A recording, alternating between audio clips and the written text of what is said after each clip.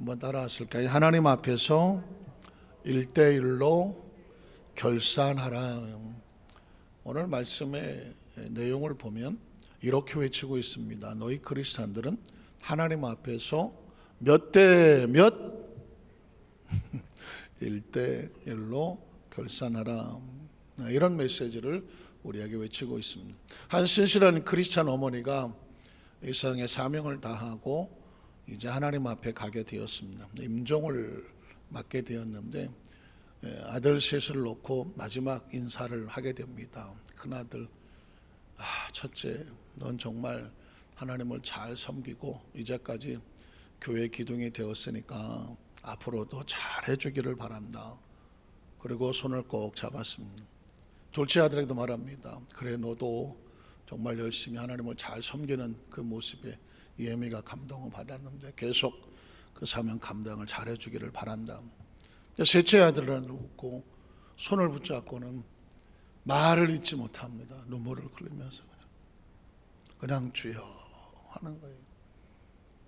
손을 잡고 놓지를 않고 막내를 정말 그냥 안쓰러운 모습으로 바라다 보는데 그 옆에 있는 첫째와 둘째 아들이 볼 때 서운한 거예요. 아니, 첫째는 그래, 너 잘하고 있으니까 우리 천국에서 만나고 열심히 해. 둘째 아들도 너도 열심히 잘하고 있으니까 또 보자 하고. 그런데 셋째 막내를 붙잡고는 엄마가 손을 붙잡고 놓지를 않으니까 첫째 아들과 둘째 아들이 생각하기를 아니 어려서부터 우리 엄마는 막내 우리 막내만 챙기고 그냥 막내만 걷어먹이고 막내가 최고라고 항상 그러더니 이제 마지막 운명하시는 순간에도 막내만 챙기냐고, 우리한테 그냥 건성건성하는 것 같다가 막내는 붙잡고 왜 놓지를 못하시냐고. 어머니 조금 돌아가시는 마당에 좀 서운하다고. 그랬더니 그 어머니가 이렇게 말하더랍니다. 야, 너는, 그리고 둘째는 크리스찬이잖아. 우린 천국에서 만날 소망이 있잖아. 그런데 이 막내는 내가 너무 오냐오냐 키웠는지 아직도 거듭나지 않은 크리스찬인지 크리스찬 아닌지도 내가 잘 모르겠잖아. 이제 내가 먼저 천국을 가면 이 막내가 천국을 온다는 보장이 없잖아. 그러니 어떻게, 혹시 내가 이 막내와 오늘 떠나면 다시 못 만날, 영원히 못 만날 수도 있으니 내가 손을 놓을 수가 없다라는 얘기하는. 여러분, 같은 어머니 뱃속에서 나온 삼형제인데 어머니가 믿음이 좋았으면, 큰형이 믿음이 좋았으면, 둘째가 믿음이 좋았으면 막내는 자연히 따라서 천국을 가야 되지 않겠습니까? 그런데 안타깝지만 어머니의 신앙으로 자식이 천국을 가지는 않아요. 큰형이 신앙이 좋다고 해서 막내가 구원을 받지는 못하더라는 것이죠. 둘째가 아무리 교회 일꾼이라고 할지라도 막내 스스로 구원과 영생과 천국에 대한 준비가 없다면 그 준비는 누가 해주는 것이 아니라 1대1로, 같은 뱃속에 나와서도 1대1로 하나님 앞에 결산하게 되더라는. 우리 먼저 구약 성경 속에서 1대1로 결산하시는 하나님의 모습을 한번 찾아보려고 하는데요, 이건 한 스토리만의 이야기가 아니라고 하는 것이죠. 성경에서 흐르고 있는 이야기를 하고 있는 것입니다. 먼저 가인과 아벨을 보십시오. 아담과 하와가 가인과 아벨을 낳았습니다. 형제지간 아니겠습니까? 똑같이 예배를 드리지 않았습니까? 똑같이 예물을 드리고. 그런데 똑같은 어머니 뱃속에 나온 형제지간이라고 할지라도, 똑같이 예배를 드렸다고 할지라도 하나님이 볼 때는 한 사람 한 사람을 결산을 하고 있는 거죠. 가인과 그의 제물은 받지 않았다, 결산입니다. 사실 예배는 우리가 하나님께 드리는 것이고 월십이라고 최상의 가치를 올려드리는 것이고, 그것을 받고 안 받고 그 예배에 대한 결산은 절대 주가 하는 거거든요. 예배를 받으시는 분이 하는 거거든요. 지금 그 예배가 하나님께서 받으실 만한 최상의 리스펙트하는 존경이 담겨져 있는 예배냐, 아니면 형식이냐, 습관이냐, 그냥 자기 만족이냐, 이건 하나님께서 받으시는 거거든요. 그러니까 가인과 그의 재물은 하나님을 향한 존경이 없는 거예요. 하나님을 향한 예의가 없는 거예요. 전심이 없는 거예요. 하나님을 향한 간절한 신령과 진정이 없는 거예요. 근데 하나님께서 받으실 수가 없는 거예요. 나중에 제가 말씀을 하겠지만 하나님의 나라는 원리와 법칙으로 움직입니다. 하나님께서 가인이 마음에 안 들어서 그의 재물과 그 예배를 안 받으신 것이 아니라 그날따라 하나님께서 컨디션이 별로 안 좋아서 그냥 짜증내신 게 아니라니까요. 하나님께서 받으실 만한 예배는 원리와 원칙이 있는 거죠. 그런데 그 원리의 원칙이 안 되니까 하나님께서 받으실 수가 없는 겁니다. 아벨과 피를 나눈 형제지간이라도. 그러나 아벨은 그의 제사와 그의 예물을, 그 예배를 하나님께서 어떻게 받으셨다라고 말하고 있습니다.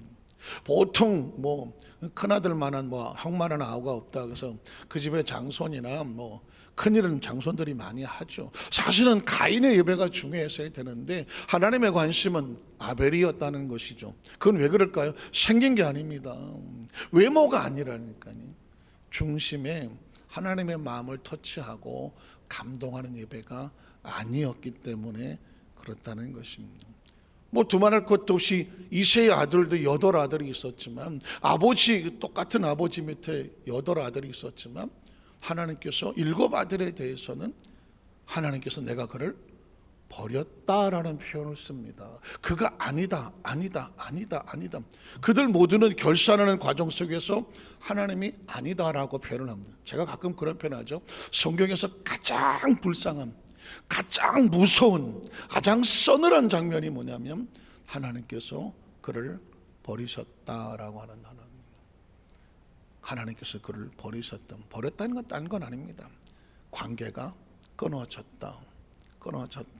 허밍웨이가 썼던 나는 필라멘트가 끊어지고 전류의 공급이 끊어진 전구처럼 고독하다. 아무리 전구 담화가 있어도 필라멘트가 끊어지고 전류의 공급이 끊어지면 아무짝에 쓸모없는 쓰레기로 전락해버리지 않습니다. 인간이란 그렇습니다. 천하보다 소중한 생명을 가졌으나 그 안에 하나님의 생명의 빛이, 하나님의 빛이 그 속에 들어가지 않냐면 불 꺼진 창처럼, 필라멘트 끊어진 전구처럼 초라할 수밖에 없는 것이 인간입니다. 인간이 존귀한 것은 딴 게 아닙니다. 하나님의 영이, 하나님의 생명이 그 속에 있기 때문입니다. 다윗을 보면서 그가 내 마음에 합한 자다라는 표현을 씁니다. 하나님은 다윗같이 생긴 사람을 좋아하는 것이 아니라, 다윗같이 생긴 그런 품성을 좋아하는 것이 아니라 그가 하나님과의 관계 속에서 원리와 법칙이 하나님께서 그가 받으실 만한 신앙의 모습을 갖고 있기 때문에 그렇습니다. 성경은 그런 이야기를 쭉 내려오지 않습니까? 야곱과 에서도 형제 아닙니까? 심지어 쌍둥이입니다. 쌍둥이입니다. 그러나 하나님의 흐름은, 하나님은 둘째를 좋아해서 둘째에게 흐르는 게 아니란 말입니다. 서열이 중요한 게 아니라는 것입니다. 야곱과 에서가 원래 형이었지 않습니까? 남성답고 털도 많고 사냥꾼이고 사실은 인간적인 관점으로 볼 때는 남성적인 매력은 에서에게 있는 것이죠. 야곱은 마마보이와 같이 어려서부터 엄마 치마 폭에서 엄마 앞에서 졸졸졸 따라다니며 스스로 자기가 해낼 만한 능력은 보이지 않아 보였습니다. 그럼에도 불구하고 가인과 그렇죠. 에서도 하나님 앞에서는 신령과 진정이 없었던 거죠. 하나님은 에서를 결산해 보니 아닌 겁니다. 그러나 야곱에게는 그 속에 어머니로부터 이어받았던 하나님을 섬기는 신앙이 결산할 때에 야곱에게 하나님의 아브라함과 이삭과 야곱의 축복이 흘러가는 물꼬가 그쪽으로 가고 있는 것이죠. 여러분 혹시 법이라는 단어를 아십니까? 법이 뭘까요? 법은 한문으로 보면 제가 준비하지 않았지만 물수변, 삼수변이죠. 물수변에 갈 것자가 있는 거거든. 가령 법은 딴 게 아닙니다. 물이 흘러내려가는 것이 법이거든요. 그러니까 모든 원칙은 뭐냐? 물은 높은 데서 아래로 흘러내려가지 않습니까? 이렇게 막 흘러내리니까 계단식 그래서 위에서 물을 하면 막 타고 내려가지 않습니까? 마찬가지입니다. 하나님의 법은 하나님의 은혜가 어느 쪽으로 흘러가느냐 하는 거죠. 어느 쪽으로. 아브라함으로 흘러가다가 이삭으로 흘러가다가 이게 에서로 흘러가야 되는데 에서가 막혀버리니까 어디로 흘러갑니까? 열려있는 야곱으로 흘러내려가는 것이에요. 그래서 여기서 흘러내려간다는 표현을 썼지만 이것은 하나님과 우리의 관계 속에서 하나님께서 그 법칙에 합당한 사람으로 은혜는 흘러가는 것입니다. 한번 따라 하실게요. 하나님의 은혜는 하나님 안에서 하나님이 인정하시는 하나님의 사람들에게 흘러내려간다는 거예요. 그래서 여러분, 우리가 원래 존재 자체가 화려하지 않아도 세상에서 뭐 내세울 것이 없어 보이고 세상적인 기준에서는 에서 같지 않아도 가인 같지 않아도 대단하지 않아도 우리의 심령 속에 하나님의 은혜를 구하는 낮은 심령을 가지고 있으면, 간절한 심령을 가지고 있으면 하나님의 은혜가 그쪽으로 흘러내려가는 것입니다. 어떻게 생각하십니까? 개인적인 간증하기는 좀 그렇지만 제 자신도 지나간 삶을 돌이켜 보면 남들은 제가 상당한 엘리트인도로 알아요. 부잣집 막내 아들인 줄 안다니까. 표정들이요. 누가 그러더라고요. 목사님은 고생도, 지금은 고생한 좀 얼굴이지만 제가 한 30대 때는 나가면 빛이 났다. 기분 나쁘더라도 그냥 마스크 안에서 빛이 났다니까요. 얼굴은 하얗다니까요. 믿어요 좀. 그 누가 그러더라고요. 목사님은 고생 하나도 안 하고 부잣집 외동아들 같이 사는 것 같아. 근데 내가 그날 울었어. 내 지나온 얘기를 어쩌자고 하니.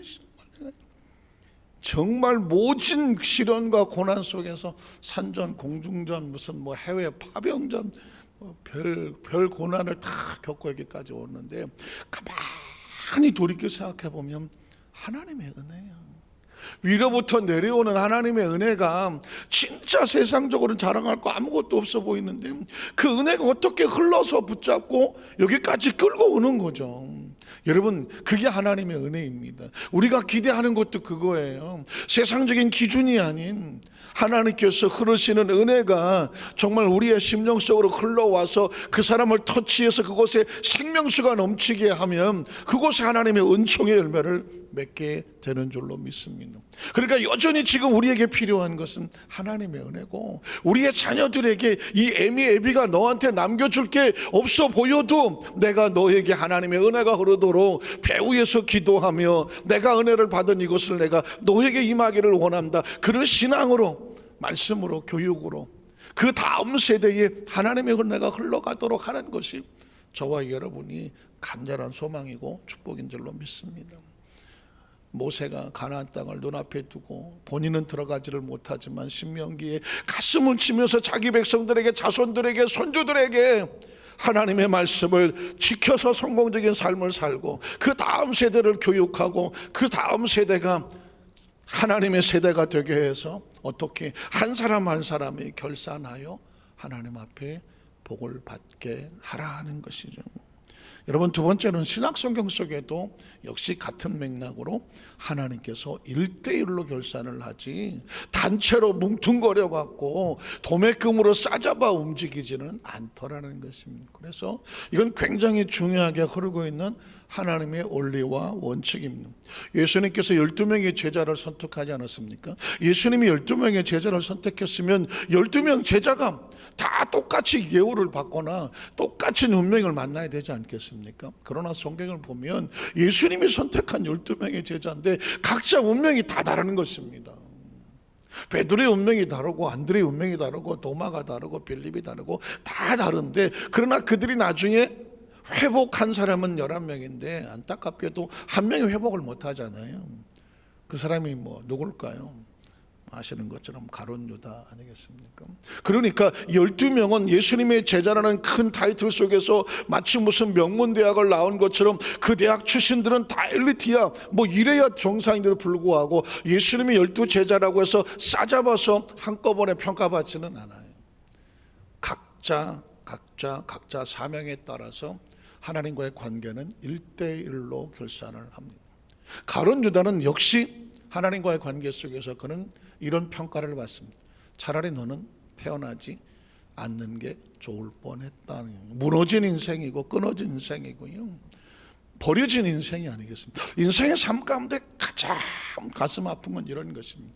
아니 왜 막달라 마리아도 용서를 받고 세리 마태도 용서를 받고 심지어 이방인 백부장도 용서를 받는데, 누구든지 현장에 가늠하다 잡힌 여인도 용서를 받고 문둥병자 하던 시몬도 용서를 받는데 왜 가룟 유다는 용서를 받지를 못합니까?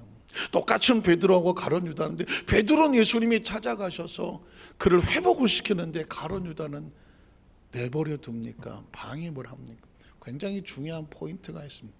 베드로의 배반은 자신이 살기 위해서 연약함으로 무너지는 것입니다. 그러나 가룟 유다는 예수의 등에다 칼을 꽂은 것입니다. 이거는 하나님의 나라에 대한 도전과 같으며 같은 배신과 배반이지만 베드로는 개인적인 배신입니다. 그러나 가룟 유다는 하나님의 나라에 대한 도전과 같고 공격과 같아요.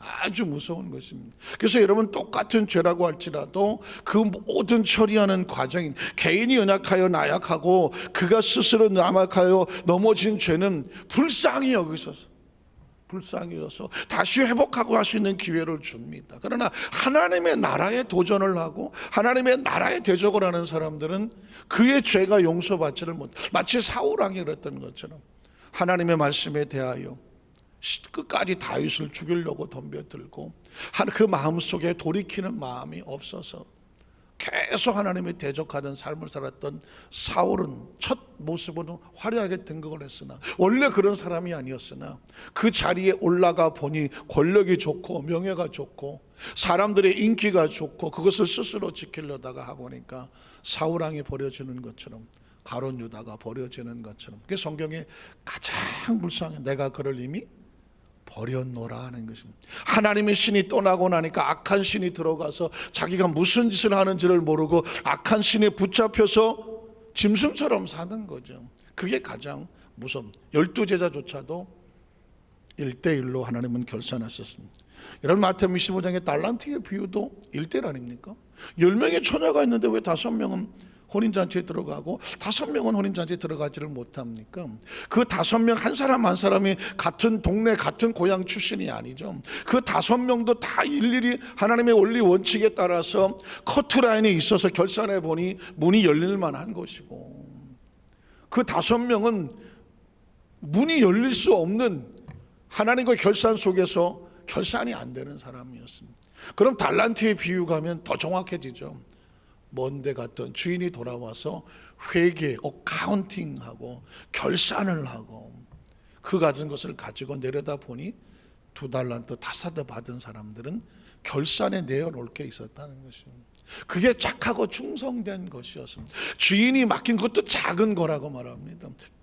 지극히 작은 곳에 내가 최선을 다했으니 내가 앞으로 더 큰, 어쩌면 주인은 지금 주어진 그것을 통해서 다음에 큰 일을 맡을 수 있을지를 조금은 테스트해 보고 싶었는지, 검증해 보고 싶었는지 모릅니다. 때로 우리는 적은 일을 맡기면 왜 나 같은 사람한테 이 정도밖에 대우를 안 해?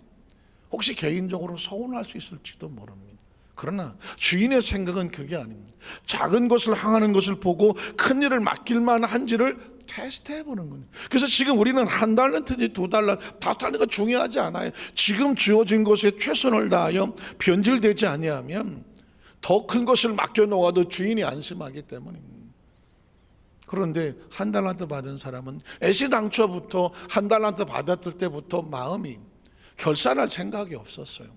뭐 주인에게 열심히 해갖고 주인한테 대한 기대감이 없었어. 오히려 서운하고 섭섭, 나를 갖다 이렇게, 그럴지도 몰라요. 우리가 똑같이 그 자리에 있다면 저 사람은 5개 주고 저 사람은 2개 주고 나는 1달란트를 줬어. 같은 상황 속에서 그러면 어떤 생각합니까? 자존심도 상하고 기분도 나쁘고, 아니 나를 뭘로 보고 내가 그렇게 인정을 못 받나? 나 이거밖에 안 되나? 그럴 수도 모릅니다. 그래서 주인이 올 때까지 얼마나 많은 기간이 지났을지 모르겠는데, 아이 더럽고 기분 나빠서 안 해. 땅속에 처박아 두고 아무것도 안 했던. 그 주인이 올 때까지 그 1달란트 받은 사람의 심정이 어땠을까요? 허구한 날, 혹시 모르겠어요. 그런 말은 없지만 술이나 처먹고 아마 아무것도 안 하고 그냥 인생이나 비관하고, 아이 그랬을까요? 주인이 온다는 소식을 들어도 뭐 전혀 내놓을 게 없으니까 뭐 기대도 없고 그냥 오면 오는 거지 뭐.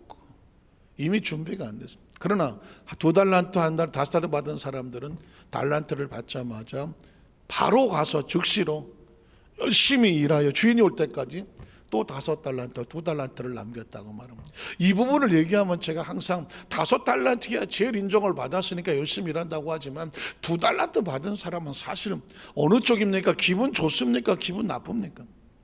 저쪽은 5개인데 이놈은 하나인데 나는 3개도 아니고 4개도 아니고 달랑 2개인데 어떻게 씁니까? 이쪽으로 같이 1달란트 붙은 놈하고 야 오늘 좀 너무하지 않냐? 우리 주인이 야 너나 나나 이렇게 인정 못 받냐? 우리가 일을 해야 되냐? 아마 이쪽으로 붙을 확률이 많겠죠. 그런데 이 2달란트 받은 사람은 이쪽으로 붙지는 않고요, 저쪽으로 붙어서 5달란트 받은 사람하고 달란트가 중요하지 않아. 지금 주인이 나에게 맡겨진 것을 가지고 주인이 올 때까지 내가 최선을 다하여 1달란트 붙어 단체 행동할 이유도 없어. 왜? 결산은 1대1이라니까. 저 사람 5개 맡아 5개 맡으려면 아이고 큰일 하셨네. 저 사람 5개 남겨더니 얼마나 힘들까. 나는 2개니까 2개 가지고 최소한 2개 만들면 되지. 각자 1대1인 거예요. 그런데 이 사람은 1달란트 얼마나 감사해. 1개만 하면 되니까. 그렇게 생각하면 아무것도 아닌 거예요.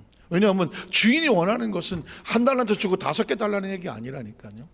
너에게 1달러 줬으면 1달란트만 남기면 되고, 2개 줬으면 2개만 남기면 되고, 5개 줬으면 5개 남기고, 각자가 달란트가 주인이 맡긴 게 다른 거예요. 여기서 넌 청소하면 되고, 여기다 건물 세우면 되고, 문을 지키면 되고, 각자 맡은 게 다 다른 거예요. 중요한 건 뭐냐? 주인이 하나님의 일을, 자신의 일을 우리에게 맡겼다가 중요한 것입니다. 그걸 내가 가지고 내가 이렇게밖에 인정을 못 받나, 뭐 이렇게 내가 평가할 일은 하나도 없어요. 내가 주어진 일에 최선을 다하면 그 다음 게 일을, 더 큰 일을 맡게 된 것은 주인의 영역인 것입니다. 여기도 결산입니다. 그래서 주인이 와서 회개할세, 결산할세 하면서 주인이 가슴을 치잖아요. 네가 지극히 적은 일에 최선을 다했기 때문에 더 많은 것을, 그리고 나와 기쁨에 함께하자. 너는 내가 그렇게 악하고 게을러 보이느냐? 이 악하고 게으른 종아, 너는 내게 맡긴 것을 아무것도 아닌 무익한 종을 바깥 어두운데 뭐 놔두면 뭐 하겠어. 어두운 데다 내어 보내 슬피 울며 이를 갈 거다. 이 달란트의 비유에, 그리고 열처녀의 비유에, 양과 염소의 비유에 첫 스타트 1절이 뭐예요? 천국은 이와 같으니. 천국의 원리와 원칙은 1대1로 결산한다는 것입니다.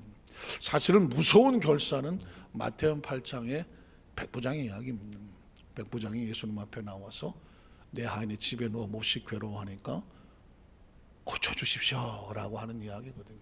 뭐 아시는 것처럼 내가 가서 고쳐줄게 했더니 여기서 말씀만 하십시오. 저도 내 밑에 100명이 있는데 100명은 내 말 한마디에 움직입니다. 하나님의 나라는 온 우주를 통치하는 통치권을 있지 않습니까? 여기서 말씀하셔도 내 하인이 집에 누워있지만 시간과 공간을 초월해서 하나님의 권세가 임할 걸 믿습니다 라는 거거든요. 엄청난, 어쩌면 군인으로서 당연한 얘기를 하시면서도 엄청난 믿음의 선포를 하는 거거든요. 그때 예수님이 뭐라고 말합니까? 내가 이스라엘을 다 돌아봤는데 하나도 없었다는 거예요. 다 돌아보았는데, 찾아보았는데 이만한 믿음을 본 적이 하나도 없었다. 결산입니다. 그 순간의 결산입니다. 오직 이 한 사람이 이런 믿음을 가졌다라고 말하고 있습니다. 그러면 나머지 10명, 나머지 이스라엘 백성들은 이 결산에 예수님으로부터 평가를 받지 못합니다. 그리고 나오는 이야기가 뭔지 아십니까? 앞으로 저 먼데 이방인들이 사방으로부터 와서 아브라함과 이삭과 야곱의 자리에 앉게 되는 결산입니다. 지금 본 나라 이스라엘, 아브라함의 후손이라고 생각하는 이스라엘 족속들은 가만히 있어도 아버지 아브라함, 이삭, 야곱의 자리에 앉을로 생각을 하느냐? 먼 데로 쫓겨나서 슬피 울 날이 올 거다. 그래서 하나님의 나라는 핏줄로 가는 게 아니다. 부모 닮아서 가는 게 아니고, 나라 잘 태워 국적이 좋아서 나는 것도 아니고, 그것은 무슨 누구 덕분에 가는 것은 절대로 아니다. 혹시 이방인이라고 할지라도 예수를 구주로 고백한 그의 믿음으로 말미암아 가라, 내 믿음이 너를 구원했고 내 믿음대로 될지어다 하는 것입니다. 어쩌면 내 믿음대로 말하는 것은 한 사람 한 사람을 향한 주님의 결산일 수가 있습니다. 오늘 이게 왜 중요하냐면 요한복음 21장이 다 끝나는 장면이거든요. 끝나는 장면에 베드로와 요한이라고 하는 12 제자 중에서도 가장 유명한, 베드로는 수제자로, 그리고 요한은 주님의 가장 사랑받은 제자로, 요한복음과 요한계시록을 쓴 아주 우리에게는 아주 중요한 인물인데, 두 사람의 대화 가운데 예수님이 아주 칼날 같은 법칙을 말하고 있습니다. 요한복음 21장 21절에 보면 이에 베드로가 그를 보고 예수께 여짜오되 주님, 이 사람은 어떻게 되겠습니까? 베드로는 이제 너는 앞으로 네 스스로 띠띠우지 못하고 사람들이 너를 하나님께서 원하는 쪽으로 이끌고 갈 거다. 그러므로 너는 나를 따르라 라고 말씀하십니다. 그러면 이제 따라가면 돼요. 근데 베드로는 평상시 수제자고 나이도 많아서 그런지 가장 나이 어린 요한에 대해서 뭔가 안쓰러움이 있었을지, 애착이 있었을지, 아니면 관심이 있었을지, 아니면 옆에 있기 때문에 그냥 무심코 물었을지 모르겠지만 이렇게 묻습니다. 주님, 이 사람은 어떻게 될까요? 이 사람이 누구냐면 요한이거든요.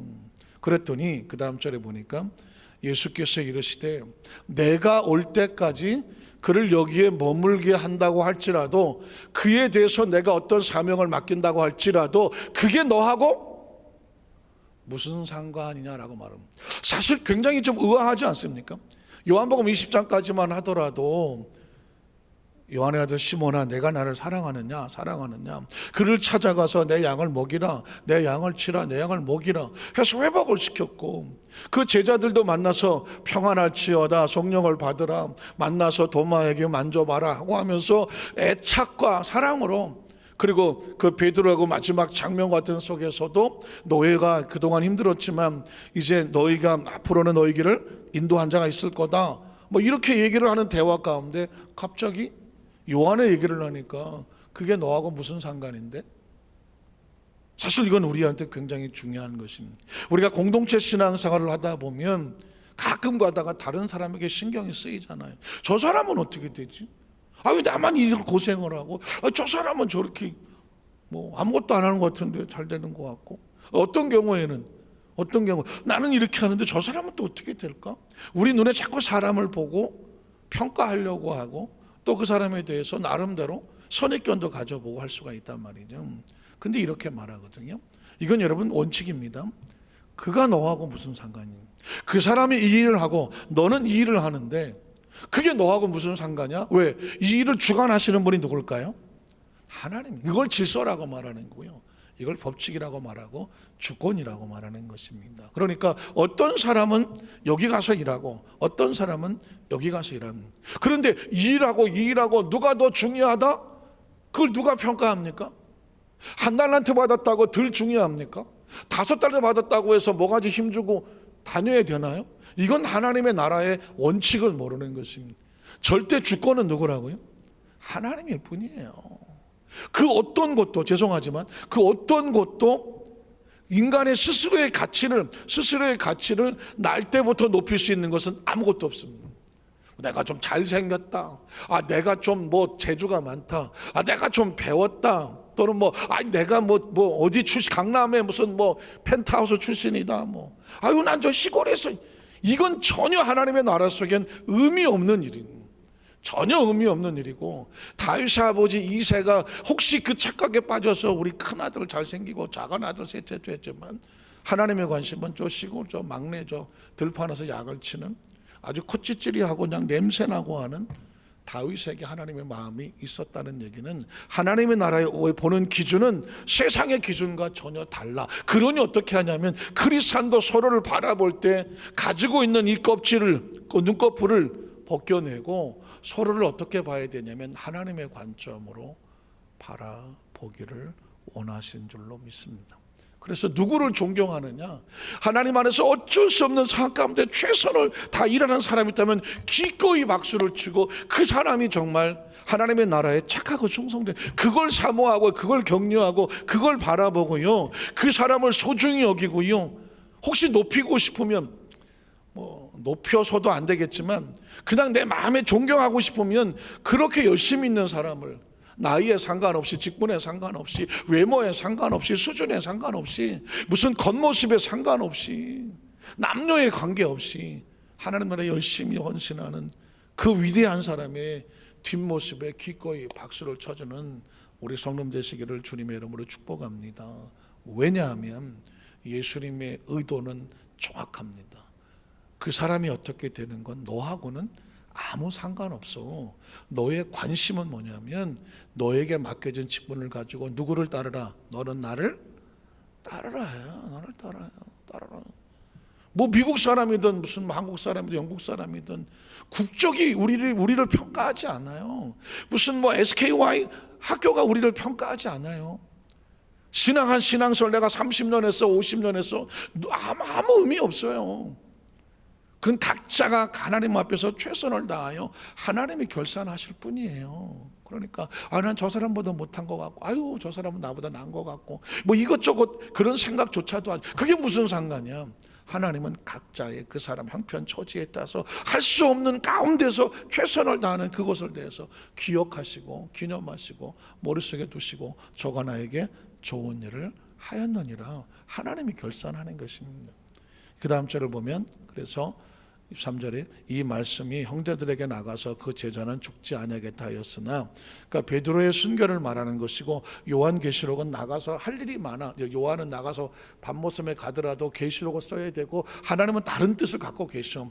예수의 말씀은 그가 죽지 않겠다 하신 것이 아니라 내가 올 때까지 그를 머물게 할지라도 내게 무슨 상관이냐 하신 것이라. 이 말씀의 요지는 하나님은 자기 백성과 다 1대1이야. 그래서 크리스찬들은 관심은 가질 수 있으나 평가하고 비평하고 비난하고 그 사람에 대해서 내 일방적인 결론을 절대로 내리는 것은 하나님의 법칙이 아니다. 심지어 베드로조차도 예수님께서는 책망 아닌 책망을 통해서 지금 저와 여러분에게 그 길을 제시하고 있는 것입니다. 어쩌면 이 말이 우리에게 굉장한 스트레스가 될 수 있으며 우리에게 굉장한 복음이 될 수가 있습니다. 누구 덕을 보려고 하는 사람에게는 꿈이 깨지는 순간이고, 우리 엄마 덕, 아버지 덕, 누가 나를 많이 기도해 주는, 기도해 주는 건 좋겠지만 덕을 보려고 하는 사람들에게는 산산이 깨지는 소리고, 부족하지만 나름대로 최선을 다하여 그 있는 자리에서 묵묵히 최선을 다하려고 하는 사람에게는 하나님의 주신 최고 기쁨의 소식과 같아요. 그 은혜가 우리 모두에게 마음의 기쁨의 소식이 되기를 주님의 이름으로 축복합니다. 기도하겠습니다. 하나님 아버지 감사합니다.